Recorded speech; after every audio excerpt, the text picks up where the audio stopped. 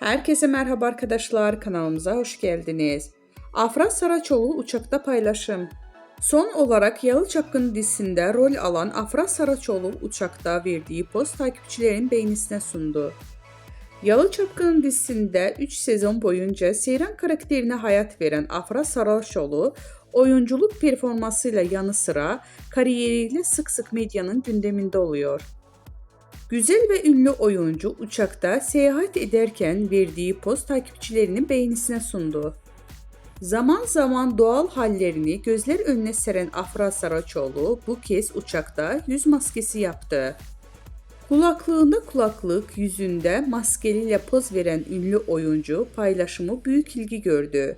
Öte yandan Afra Saraçoğlu yeni sezonda Aile Bir İmtihandır Abim dizisiyle ekranlara dönecek. Ünlü isim imzalı dizide Kenan Emirzalıoğlu ile başrollerini paylaşacak.